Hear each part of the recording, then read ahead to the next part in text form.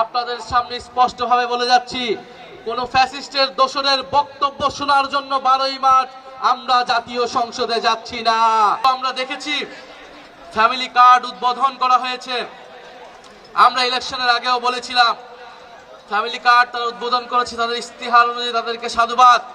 কিন্তু আমরা পাশাপাশি এও বলেছিলাম, যদি দুর্নীতি বন্ধ না হয়, যদি চাঁদাবাজি বন্ধ না হয়, যদি দখলদারিত্ব বন্ধ না হয়, যদি ঋণ খেলাপিদেরকে সংসদে এবং সরকারে ঠাঁই দেওয়া হয়, এ সকল ফ্যামিলি কার্ড কেবল হচ্ছে চোখ ধাঁধানো একটা কর্মসূচি, কেবল এটা বাংলাদেশের অর্থনীতির কোনো পরিবর্তন করতে পারবে না।